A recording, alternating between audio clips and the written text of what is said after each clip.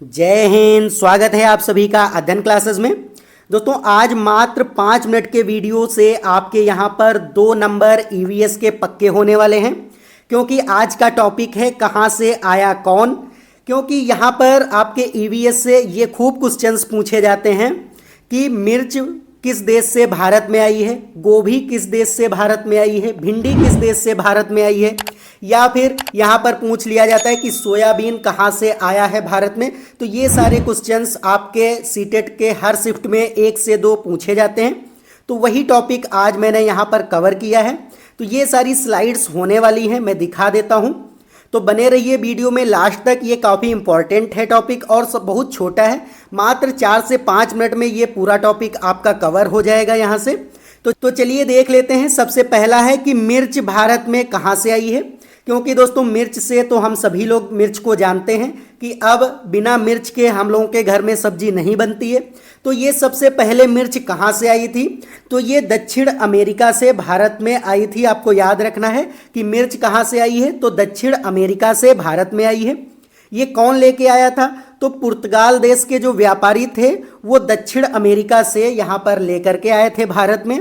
और अब यह भारत में उगाई भी जाती है, तो आपको ये भी याद रखना है। आप सभी लोग जानते हैं कि अब भारत में मिर्च उगाई जाती है, हम लोग गमले में छत पर भी उगा लेते हैं। तो इस तरीके से आपको ये सारे पॉइंट याद रखने हैं कि मिर्च भारत में कहाँ से आई है, तो दक्षिण अमेरिका से आई है। कौन लेकर के आया, तो पुर्तगाल देश के व्यापारी यहाँ पर लेकर के आए थे। तो ये काफ़ी इंपॉर्टेंट पॉइंट है, आपको याद रखना है। अब नेक्स्ट देख लेते हैं कि भिंडी कहाँ से आई है भारत में। तो आपको याद रखना है कि भिंडी जो है ये अफ्रीका से भारत में आई है। अगर आपके सीटेट में क्वेश्चन आ जाए कि भिंडी किस देश से भारत में आई है, तो आपको याद रखना है कि भिंडी जो है वो अफ्रीका से भारत में आई है। जो भी वहाँ पर अफ्रीका ऑप्शन होगा वहाँ पर आपको टिक कर देना है। आप यहाँ पर पिक्चर भी देख सकते हैं भिंडी।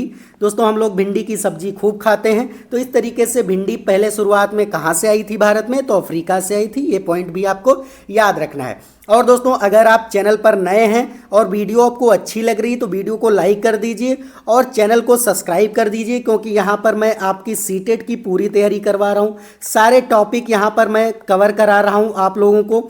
और यहाँ पर जो प्रैक्टिस सेट हैं, प्रीवियस ईयर के क्वेश्चन सेट हैं, वो सारे मैं यहाँ पर डिस्कस कराता हूँ। तो चलिए अब नेक्स्ट देख लेते हैं कि गोभी और मटर कहाँ से भारत में आया था।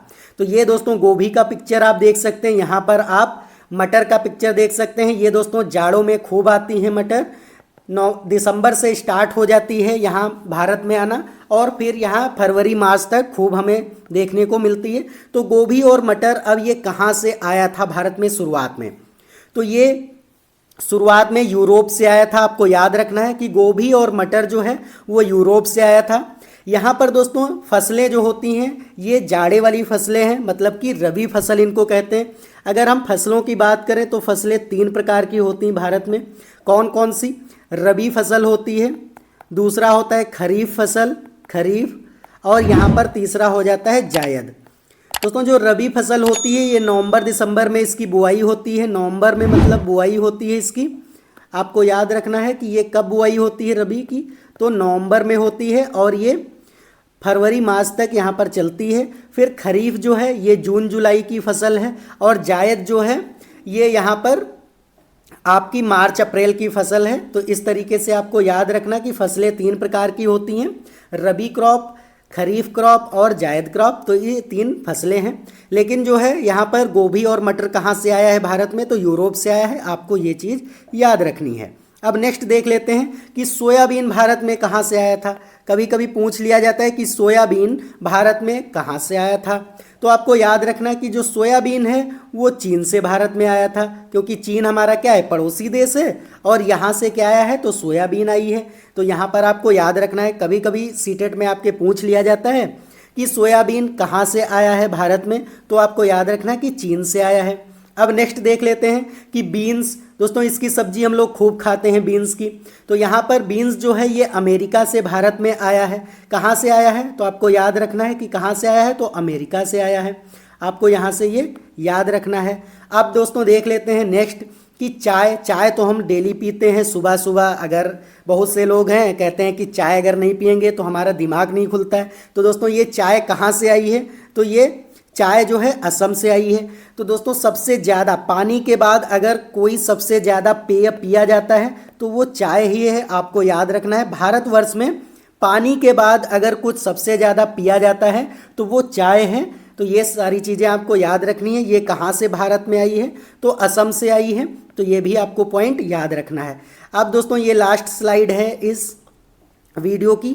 तो यहाँ पर कहाँ से आया, कौन में क्या है? बैंगन, मूली, सेम जो सेमी हम लोग बोलते हैं, करेला, आम, संतरा, बेर और केला। यहाँ पर पालक है, परवल, टिड्डा, मेथी, ये सब भारत में ही उगाई जाती है। तो आपको याद रखना है। कभी कभी पूछ लिया जाता है कि भारत में उगाए जाने वाली सब्जियां कौन कौन सी हैं, तो आपको याद रखना है यहाँ से बैंगन है, मूली है, सेम, करेला, आम, संतरा, बेर, केला, पालक, परवल, टिड्डा, मेथी, ये सब भारत में ही उगाई जाती हैं। तो इस तरीके से आपको यहाँ से ये भी पॉइंट याद रखने हैं। तो ये दोस्तों कुछ स्लाइड थी, ये काफ़ी इंपॉर्टेंट स्लाइड है। यहाँ से आपकी सीटेट में खूब क्वेश्चंस पूछे जाते हैं, इसीलिए मैंने सोचा कि आपको ये टॉपिक कवर करा दूं, क्योंकि सबसे छोटा टॉपिक है और यहाँ से 1-2 नंबर अगर आपके यहाँ से क्लियर हो जाएंगे तो वहाँ पर काफ़ी आपको बेनिफिट मिलेगा।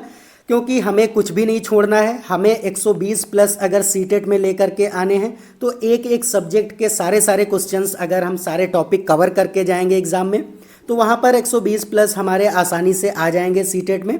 तो दोस्तों आज के लिए इतना ही। अगर आपको ये वीडियो अच्छा लगा है तो वीडियो को लाइक कर दीजिए और नए हैं चैनल पर तो इसको सब्सक्राइब जरूर कर दीजिए। अब मिलते हैं नेक्स्ट वीडियो में, तब तक के लिए जय हिंद, जय भारत।